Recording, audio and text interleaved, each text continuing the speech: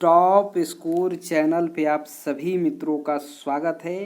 रोज शाम 6 बजे Lucent general knowledge के ऑब्जेक्टिव क्वेश्चंस के साथ मैं आप लोगों से मुलाकात करता हूं।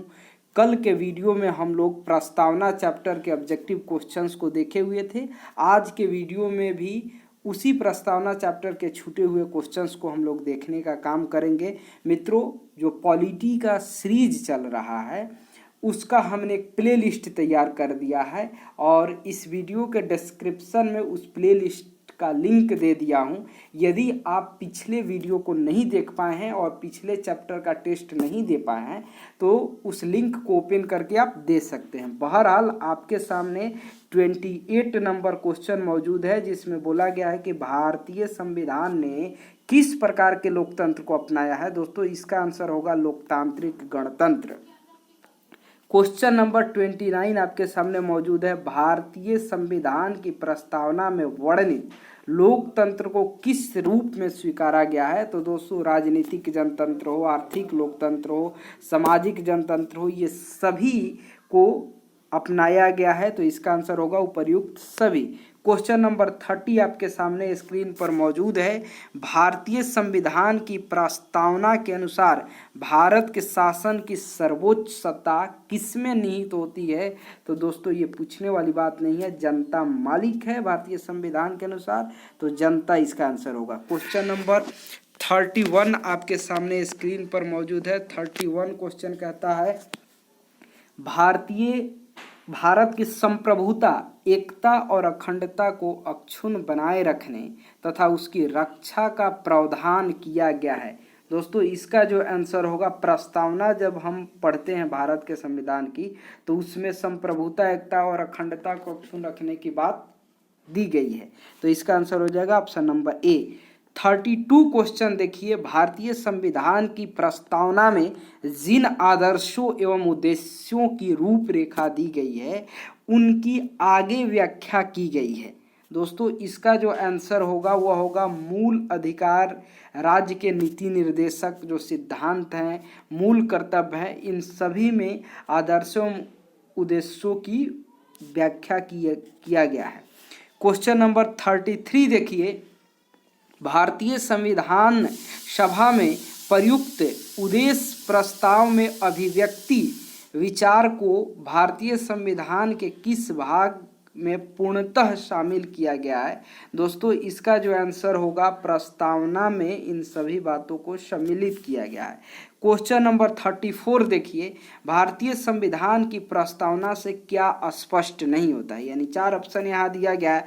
संविधान का स्रोत, शासन के ध्येयों का विवरण, संविधान को लागू करने की तिथि, संविधान को अंगीकृत, अधिनियमित और आत्मार्पित करने की जो तिथि है। इसमें बोला गया है कि कौन ऐसा तथ्य है जो प्रस्तावना में नहीं है।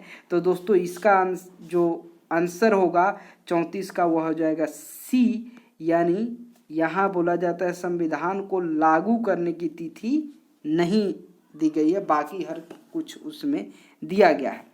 क्वेश्चन नंबर 35 आपके सामने स्क्रीन पर मौजूद है। 35 नंबर क्वेश्चन कहता है निम्नलिखित में से किन उद्देश्यों को भारतीय संविधान उद्घोषित नहीं करता है। तो इसका जो आंसर होगा, अंतर्राष्ट्रीय शांति और सुरक्षा की जो बात है, अभिवृद्धि है, इसकी चर्चा हमारा उद्देश्य संविधान में नहीं दिया गया है। क्वेश्चन नंबर 36 में कहता है भारतीय संविधान की प्रस्तावना में देश का कौन सा नाम उल्लिखित है।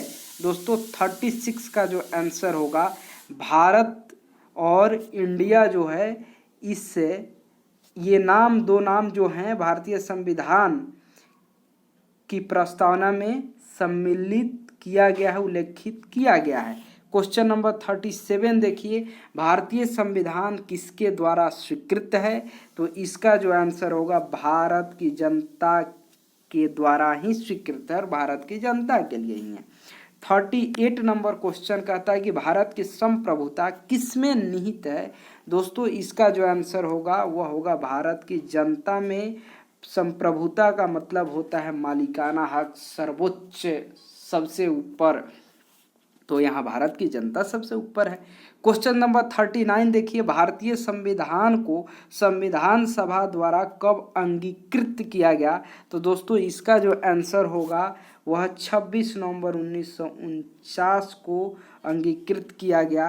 क्वेश्चन नंबर 40 आपके सामने स्क्रीन पर मौजूद है, जिसमें 40 नंबर क्वेश्चन देखिए। 40 नंबर क्वेश्चन कहता है कि भारत का संविधान पूर्ण रूप से कब तैयार हुआ? तो दोस्तों 40 नंबर क्वेश्चन का आंसर हो जाएगा 26 नवंबर 1949 को तैयार हो गया था।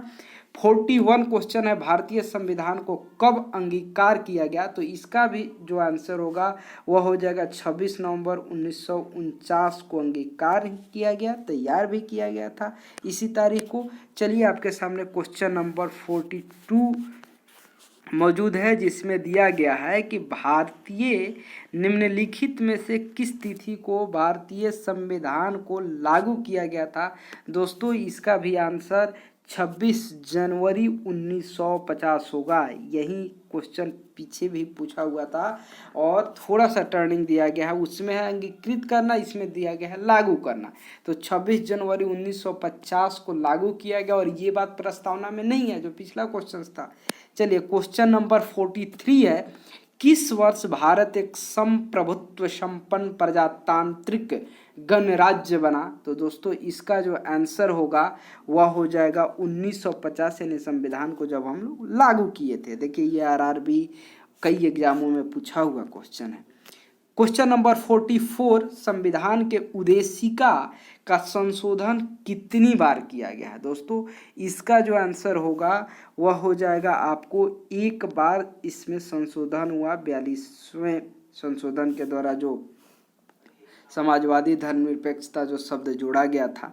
चलिए क्वेश्चन नंबर 45 आपके सामने स्क्रीन पर मौजूद है, भारत के संविधान की प्रस्तावना में प्रथम संशोधन कब किया गया मित्रों? तो इसका आंसर 1976 में संशोधन हुआ था इस प्रस्तावना में। चलिए क्वेश्चन नंबर 46 आपके सामने स्क्रीन पर मौजूद है।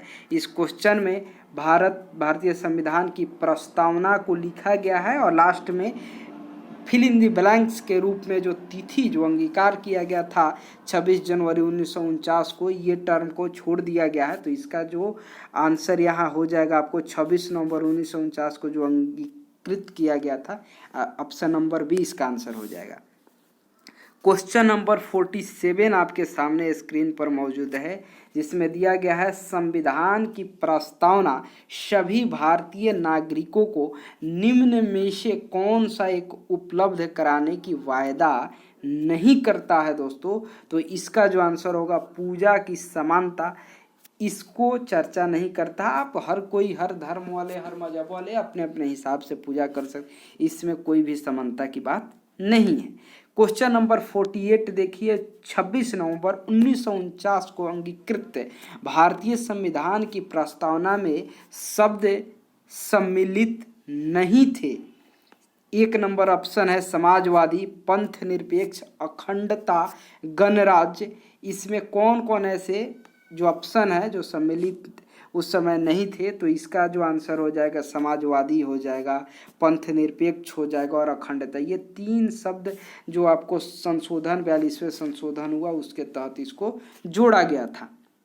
आपके सामने क्वेश्चन नंबर 49 स्क्रीन पर मौजूद है।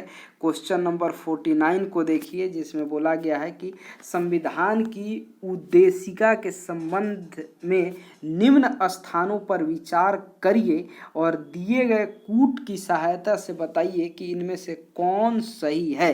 ऑप्शन दिया गया है कि पंडित नेहरू द्वारा प्रस्तुत ऑब्जेक्टिव प्रस्ताव अंततोगत्वा उद्देशिका बना। दूसरा ऑप्शन है इसकी प्रकृति न्याय योग्य नहीं है, इसका संशोधन नहीं किया जा सकता है, संविधान के विशिष्ट प्रावधानों को यह रद्द नहीं कर सकता है। तो इसका जो आंसर होगा मित्रों वह होगा जो पहला ऑप्शन है और चौथा ऑप्शन है, यानी इसका जो आंसर होगा बी ऑप्शन हो जाएगा। चलिए क्वेश्चन नंबर 50 आपके सामने स्क्रीन पर मौजूद है। क्वेश्चन नंबर 50 आप कहता है कि भारतीय संविधान की जो उद्देशिका में परिवर्तन किस संशोधन अधिनियम के अंतर्गत किए गए थे। तो इसका जो आंसर हो जाएगा 42वां संविधान संशोधन अधिनियम 1976। आपके सामने क्वेश्चन नंबर 51 मौजूद है। प्रस्तावना का वह प्रावधान जो सभी वयस्क नागरिकों को मतदान का अधिकार प्रदान करता है वह कहलाता है। तो इसका जो आंसर होगा प्रजातंत्र, इसका आंसर हो जाएगा, जिसमें सभी नागरिक अपनी मताधिकार समान भागीदारी को सुनिश्चित करते हैं। दोस्तों इस तरीके से जो प्रस्तावना चैप्टर है, जो कल भी हम लोग उस वीडियो को देखे हुए थे और आज जो छूटा हुआ क्वेश्चन था उसको हम लोगों ने समाप्त करने का काम किया है। दोस्तों आप लोगों से गुजारिश है कि जब भी मैं क्वेश्चंस को बोलता हूँ मेरा आंसर बोलने से पहले आप कमेंट कर दिया करें। इस तरीके से सेल्फ टेस्ट हो जाएगा और आपको बहुत जल्द हम 2 से 3 दिनों के अंदर हम हिस्ट्री के ऑब्जेक्टिव की भी शुरुआत करने वाले हैं। और आप लोगों से फिर मैं गुजारिश करना चाहूँगा कि यदि आप मेरे चैनल पर नए विजिट किए हैं या फिर विजिट किए भी हैं और चैनल को सब्सक्राइब नहीं किए हैं तो मित्रों आपका सब्सक्राइब करने में कुछ नहीं जाता है, लेकिन आपके सब्सक्रिप्शन कर देने से मुझे वीडियो बनाने की ताकत वहीं से मिलता है। तो यदि आप मेरे चैनल को छोटा सा क्लिक करके आप सब्सक्राइब कर देते हैं तो आपका परिवार बढ़ेगा। हम और मेहनत के साथ वीडियो को लाने का कोशिश करेंगे। मुझे उम्मीद है कि यह वीडियो आपको पसंद आई होगी और निश्चित रूप से आप इस वीडियो को अपने मित्रों के बीच में शेयर करने का काम करेंगे। बहुत बहुत धन्यवाद।